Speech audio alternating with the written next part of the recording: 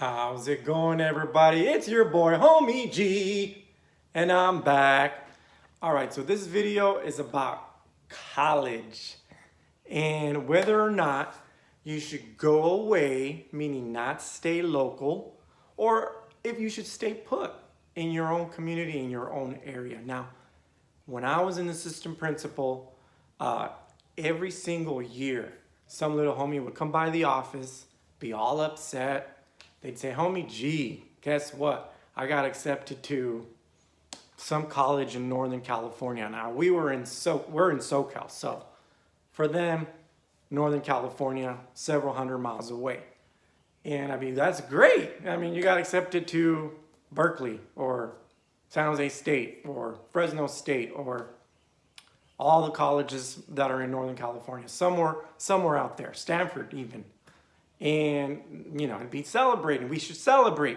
But they were all upset. And I'd say, "Why are you upset? Why is this a bad thing?" "Well, my parents, they don't want me to go far. They want me to stay local." And most of the time, sadly, these little homies were Latinos. And, they'd say in Spanish, "Oh, mi mamá dice, ¿quién te va a cuidar? Who's going to take care of you over there if you leave us, if you leave me?" And it was not a pretty sight to have to, of course, work with these students and get them to understand that they got to do what they got to do. But I'll talk more about that in a little bit. So this video is more about the pros and cons of going away and staying put. And then we'll get to the other element, the cultural element of this very important decision, my little homies. So first of all, going away. A con is feeling homesick. You're no longer at home, so chances are, if you're far away, you're going to feel a little homesick. Staying put, you're going to have the support of your family, your parents, your cousins, your aunts, uncles, friends, whoever supports you. Going away. Visiting is hard. So I went to UC Santa Barbara. I lived in San Jose at the time.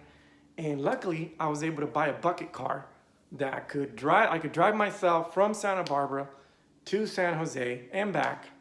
It was about 200 something miles. And, it wasn't easy going back and forth. Thanksgiving break, Christmas break, spring break.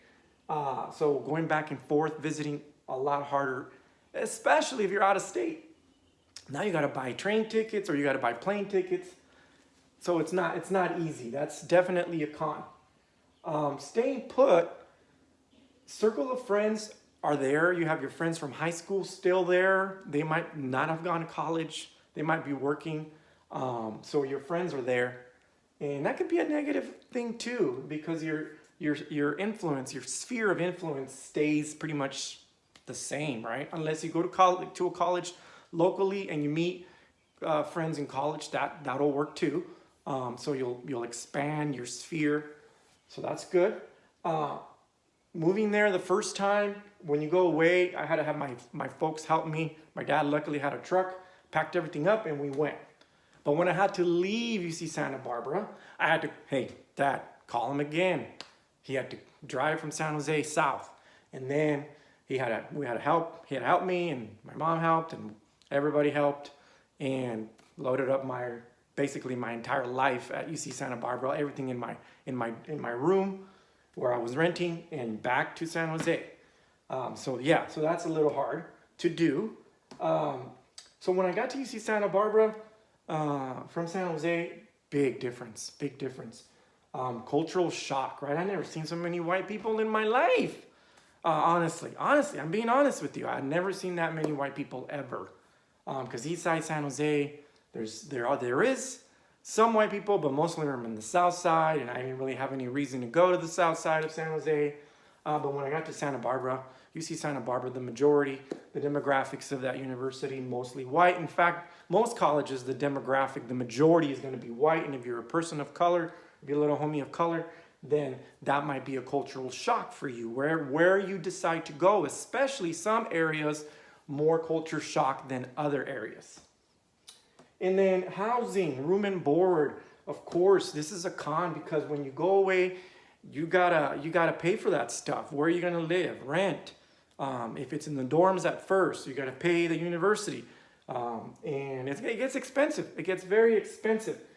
If you have financial aid, if you have scholarships or grants, then you might not have to worry about it so much. Okay? So don't let this be something that discourages you. Yes, it does cost more money to go away than to go to a college locally, for sure, for sure.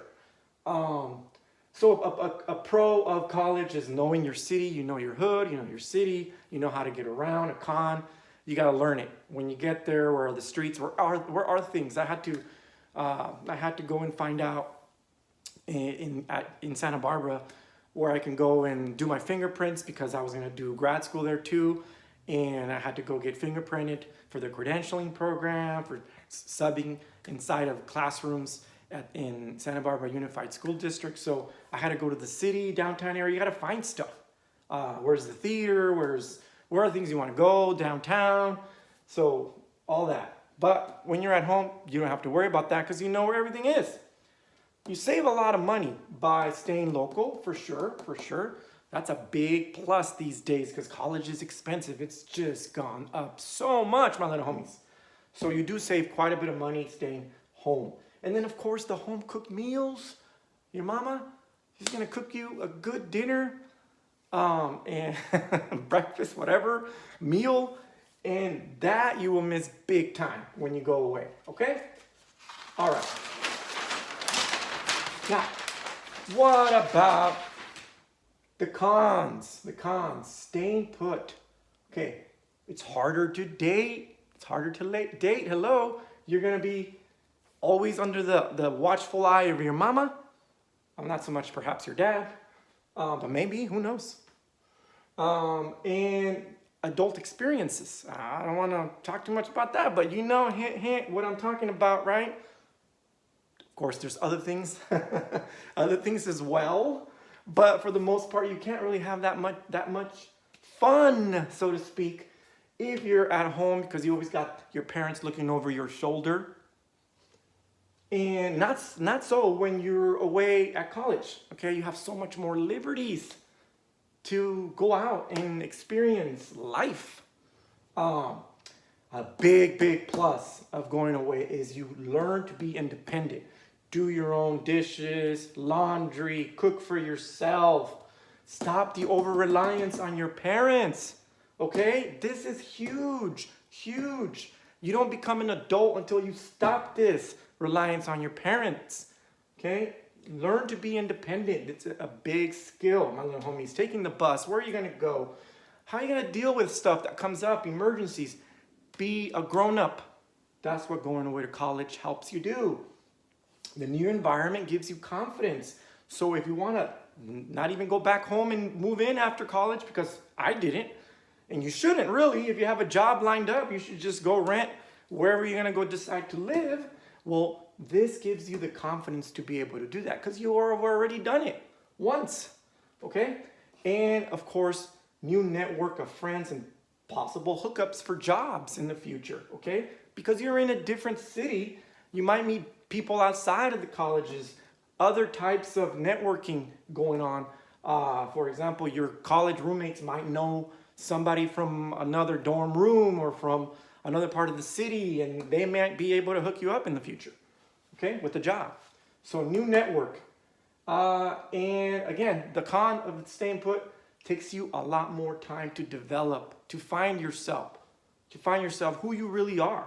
Because you always got mommy and daddy there for you to help you in case you fall, right? And if you're a mama's boy or a daddy's girl, listen, you're gonna have a lot of problems with serious relationships if you're putting in a third party, meaning your mom or your dad, into your future relationships with other grown-ups. So let me just tell you, cut that tie. Grow up after the age of 18, after you leave the house. Stop the reliance.